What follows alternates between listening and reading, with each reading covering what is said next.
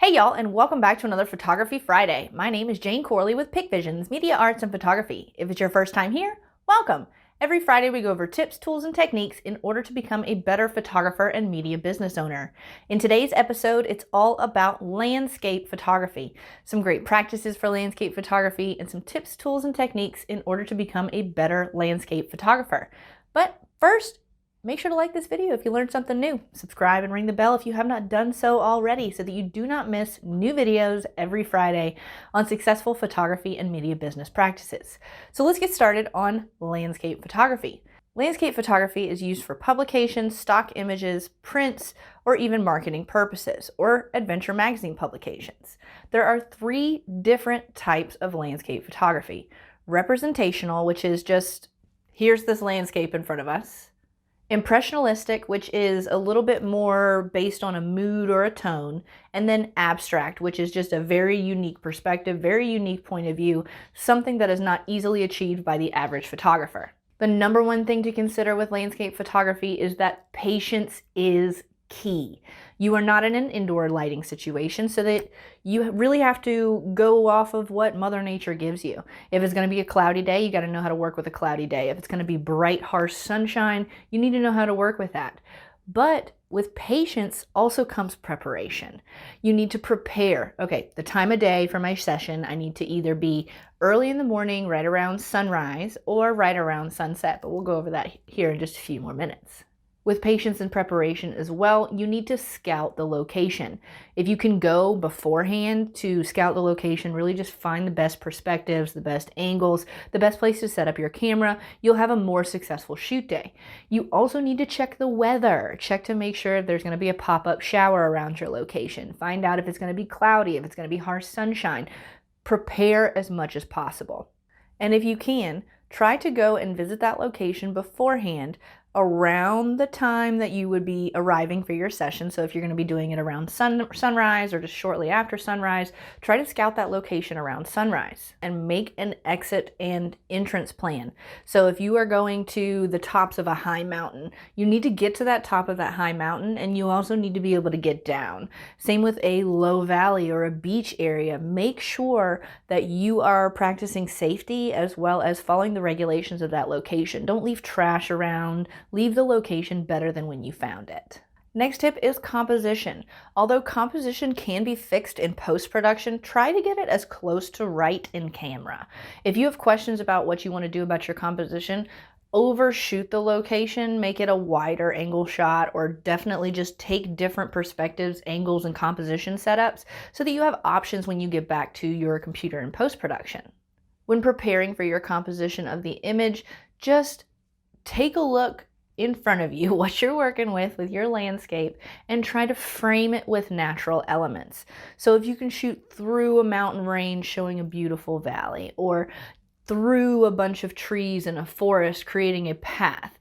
Composition with landscape photography is very important because this is what's going to drive the eye into, across, and around, all over, wherever you want your viewer's eye to go through your image.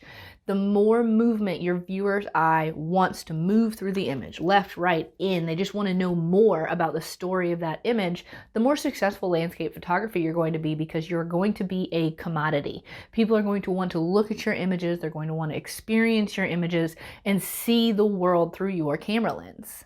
The rule of thirds and the golden spiral are really great places to start when it comes to landscape photography, so do some research on those two framing practices before you go out and shoot. Perspective and angles are key to composition. Your goal is to create an intriguing image through viewpoint, such as perspective of an intimate path through a forest, or low angles on a wave crashing on the beach as the coast ebbs against the sand. You want to put the viewer in that space. Tell the story of that space to that viewer. You are capturing small, intimate spaces and moments. Do remember that landscape photography does not just include wide open spaces. Landscape photography also includes small, intimate places. Seashells on the beach and landscape in the background. You need to just be creative. You are telling the story of a location, telling a story of a little small place on this huge planet we live on. You are showing us angles of the world that we may never see. So showcase the beauty, big and small, through landscape photography. Feel free to find inspiration from other photographers online, but do not copy their practices. See where their eyes driven across the image, see how they showcase the beauty of the earth, and find your tone of voice. Find what separates you as a photographer from another. So let's get a little deeper into location preparation and timing. If you can scout the location beforehand, awesome. If you can't, try just looking on Google Earth. You can find a satellite view of that location and see where the highs and the lows are. And if you're savvy enough or, work outside a good bit, you can really just paint yourself a picture and find some good spots to at least experiment and adventure to get that perfect spot. You'll want to check the weather before you go, as well as scout the location when you arrive, because you may think you found the perfect spot, but right around this little rocky cliff is even more perfect spot. You can get different angles. Think about your composition when you're picking the spot to station your camera. Also, feel free to move around. You don't have to stay in the same place all the time. You can move around, get different perspectives, and really just get a variety of images from that one location. But you have to scout the spot first, because you'll never find these great spots if you don't ever adventure around. One thing about planning and preparation is the sun. You cannot control the sun. You cannot control natural elements, but the sun will make or break your session if you're not prepared.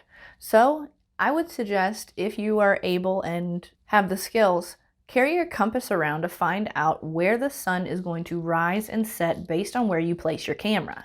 And I'll say it again, please practice safety with landscape photography. Make sure that you're prepared for anything, and do make sure that somebody does know where you are before you go out to your session location, just in case something happens. When you're preparing and planning for your shoot, just keep in mind that your goal is to take photos that haven't been taken before.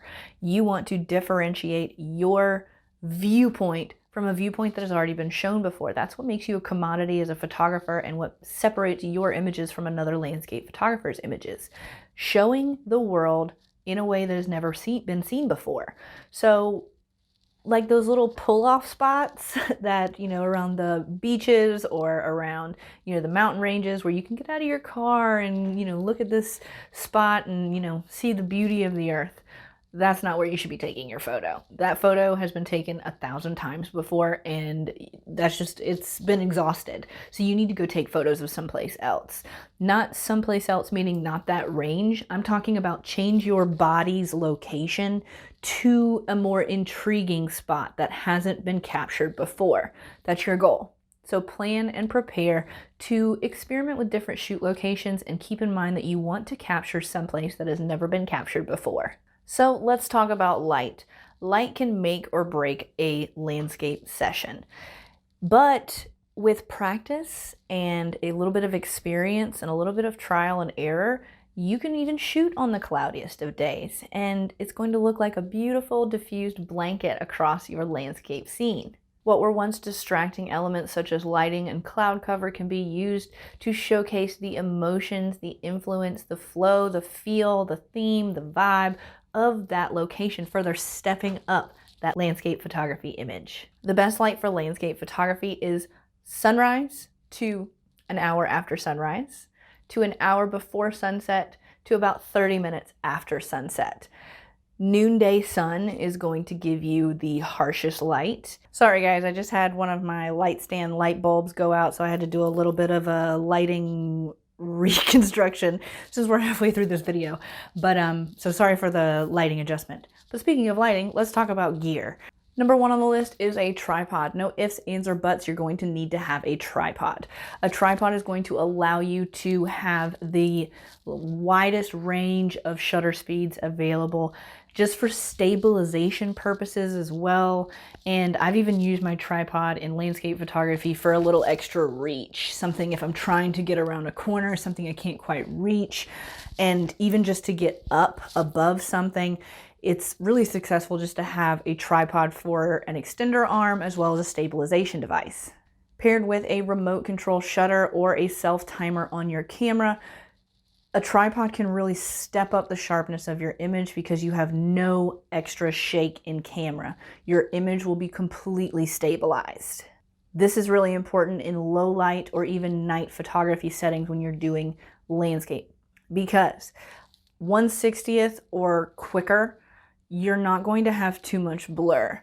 But 1/60th to even 60 seconds, a full minute exposure or even longer, any shake, even the shake of an earthquake or a little tremor or, just you breathing on your camera wrong is going to ruin that image. It's going to ruin the overall exposure of the image because it's going to have that slight blur motion. You want to be able to have the utmost of image stabilization.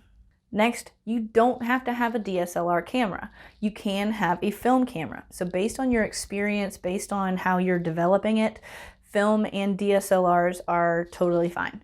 If you have a DSLR camera though, it is easy to cull down your images as well as see them before you commit to them, as well as make real-time adjustments based on what your viewfinder screen is telling you your image is going to look like. Film is going to take a lot more methodical reading your exposure meter, doing your test shots, doing your lighting, making sure your white balance is correct. And so based on your experience, based on what kind of techniques you have, and film is of course more expensive though and a lot more time consuming to process. But if you are producing your own landscape images, if you are developing your own landscape images, black and white of course, because color, I don't know anywhere around here that has a self-printing color lab. So film versus DSLR, it really just depends on your style and your experience. And there is no shame in smartphone photography with the advancements of smartphone cameras coming out now that we're approaching 2020. It's absolutely incredible the things that you can do with your smartphone, but I challenge you photographers, if you are using your smartphone for landscape photography, try using the Pro mode if you have it available on your camera, because it's going to give you such a large variety of choices to choose from when you're customizing your image, and it's going to look so much better than just doing auto. So I challenge you to use the Pro mode on your camera, and I will probably have a Pro mode video coming up here shortly, so just make sure to take a look at that. Next in gear, let's talk about lenses. I'm sure you might have heard about the nifty 50 rule. The 50mm lens is a great place to start for beginning photographers of any sort of session, especially with landscape photography. It is inexpensive, it is great quality, it is easy to run around with, it is durable, and probably one of the most popular lenses among all photographers. It does have its downfalls though. It doesn't have a wider field of view that would be needed more in landscape photography. A 15 to 85mm lens is a really great place to start if you're adding additional lenses to your arsenal. It's going to give you a longer focal length to work with, as well as the ability to capture more small, intimate details. A 70 to 200mm lens is going to give you a massive focal length, and it's probably one of the most popular to use among photographers for everyday use. I know a lot of photographers don't even take them off their cameras. They're so widely used. It's just such a popular and versatile lens to use because it has standard and telephoto photography capabilities. Optional is the 10 to 18mm lens. This will give you super wide angle capabilities without perspective distortion. Next is neutral density filters and polarizing filters. Neutral density filters as well as polarizing filters will help to balance out the light so you are able to manipulate and enhance the natural elements available. Polarizing filters help with glare. They will also enhance the greens and the blues as well as tone down reflections. If you are pointing your camera into the bright sunshine though with a polarizing filter, just know that they won't work. So be mindful about how you're positioning yourself when using polarizing filters and try about a 45 to 60 degree angle away from the sun. Neutral density filters help the darks and the shadows of your image. They can also be used to tone down harsh highlights such as a bright sunny sky, and even out moving water with reflections as it moves through the image. Next is going to be camera settings. I would say number one would be depth of field, but I'm going to go ahead and say depth of field is probably a close like 1A. And number one for camera settings would be to shoot in RAW. Shoot in RAW, shoot in RAW. I can't say it enough on all of my videos, shoot in RAW. Shooting in the RAW format will give you the most detail to work with in post-production. RAW is going to capture all of the saturation, all of the details, all of the tonalities, every single little piece of information it possibly can without making any automatic corrections within your camera as if it would with just standard JPEG format. RAW also allows you to make massive manipulations to a collection of images all at once before putting them into Lightroom and Photoshop. Next camera setting is ISO. Your ISO is going to work closely with your aperture and shutter speed settings. Your standard ISO is going to sit somewhere between 100 and 400. 100 is going to give you a very smooth image. 200 ISO is going to be a little bit more sharp in the shadows. ISO 400 is going to be a lot sharper in the shadows, a little bit sharper in the highlights and midtones, and potentially going to give you noise or grain in your shadows. 800 to 800 plus ISO is used primarily to achieve sharpness in an image. So with that being said, if you are experiencing low sharpness in your image, try taking multiple exposures with different ISO settings and then overlapping those images through masking and post-production layers to try to achieve those sharpness in those certain areas with a low opacity layer. Next, let's talk about aperture. Your depth of field is going to be close to one of the highest priorities in your exposure setting. That is because if you are trying to shoot a valley, you're looking out over this gorgeous valley from a mountaintop, you're going to want a higher f-stop number. So a deeper depth of field. You're going to want to get everything that you possibly can in focus within this one composition scene. If you're wanting to focus on more of a seashell with the beach in the background, your aperture is of course going to be a lot shallower. It's going to be a lower number. So if you're wanting as much detail and as much sharpness as possible in your landscape images, start with f11 and work your way up. If you're wanting to do a more intimate scene within landscape photography, start with f8 and work your way down, making exceptions to your exposure meter with shutter speed and ISO adjustments. Mid-range and shallower depth of fields can also successfully be used to create a direction through your image. It's giving your viewers a path to follow through and absorb the whole image. But with this lower depth of field, do understand that a portion of your image is going to be very sharp and a portion of your image is going to be very blurred. So of course, next topic is going to be shutter speed. Your shutter speed is going to be very reliant on your aperture, what your aperture says it needs. So when you set your aperture, make adjustments to your shutter speed to get that balance in your exposure meter. But do understand that stop motion, a quicker shutter speed, is going to freeze a bird in the sky. If you are looking to capture maybe like a rolling fog over a mountain valley or even the blur of water running through a waterfall, you're going to need a slower shutter speed, something a little bit slower than 1/60th of a second. So you're going to have to go maybe 1/30th of a second or even up to a full second. Then if you are in more of a low light environment, like inside of a cave or taking pictures of the aurora borealis at nighttime up in Alaska, you're going to need an exceptionally long shutter speed, something like 30 seconds to 60 seconds to trying to capture time lapse through photography. It's going to need to be 5, 6, 7 minutes so that you can achieve what you're trying to achieve. So play around with the way you want to use shutter speed, because you can actually make aperture work for you because you want to prioritize your shutter speed based on your creative decisions. Next in camera settings is going to be your histogram and your exposure meter. Your histogram is going to show you where your image is blown out or where you're experiencing some clipping. So the left side of the histogram shows darker tones, where the right side of the histogram is going to show your highlights.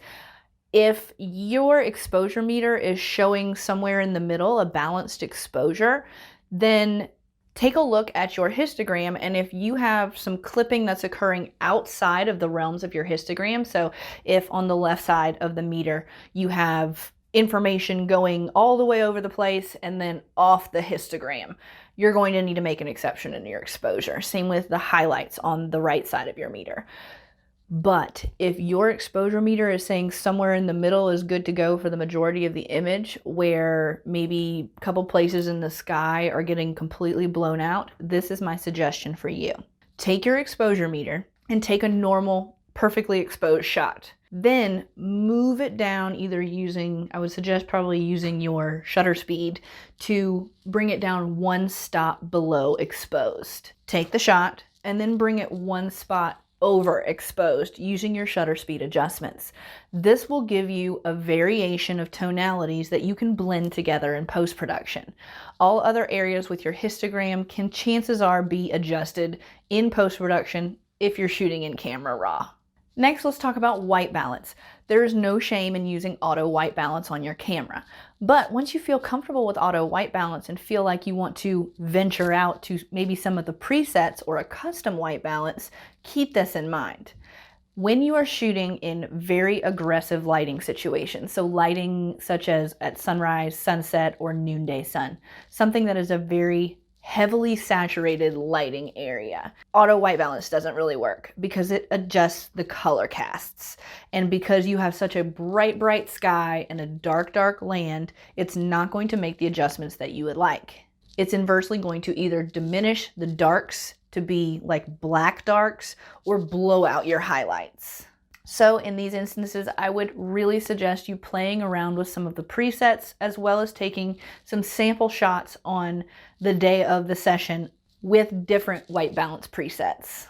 If you are still having issues, then try what I suggested with the shutter speed.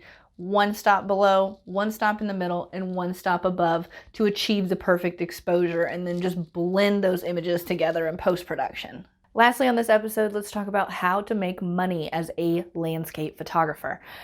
There are a few ways to make money as a landscape photographer, but it's going to take a little hustle in the beginning. The first and probably one of the most popular ways to sell images these days is through stock photo websites. But make sure to do your research, because you as a photographer, somebody who is going out there and actually taking the photos themselves, you're going to get somewhere between 30 and 50% on average from the sale of each download of that image. So do your research. And some of these stock photo sites actually will not hire you to sell your images on their site if you are not exclusive with that site. So make sure to do your research. The key to selling stock photos on stock photo websites is to keep yourself organized. If you can go ahead and associate inside post-production within the metadata, the keywords, the tags that are needed for each image, it will streamline your stock photo process. Another option for making money being a landscape photographer is selling prints.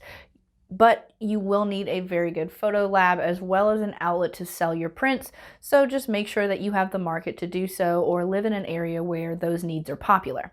My last tip to make money as a landscape photographer is once you get yourself set with exhibitions, once you've sold a few prints, once you've had some success with your stock photo websites, maybe even had some critique experience with fellow photographers, try adventuring out to publications, selling your images to publications, even becoming contracted by adventure magazines. It's totally doable. So these are just a handful of ways that you can make money as a landscape photographer. You have the potential to make somewhere between $10,000 a year to over $200,000 a year, depending on how well you apply yourself and the images you take. So make sure to go out there and experiment. Experiment with your eye as a photographer, experiment with composition, experiment with lighting, experiment with the settings on your camera, the capabilities of the different things that your weapon of choice has the ability to do. So do make sure to read your manual, see what your manual says, read your manual, read your manual. I can't say it enough, and it'll pay off, I promise. Just read your manual, guys, front to back, and carry it with you. So create intriguing images through perspective and angles. Show us a viewpoint that has never been seen before. Go on an adventure and find parts of the world that have never been seen. Play with your aperture and shutter priority modes, and feel free to get on manual if you're feeling brave.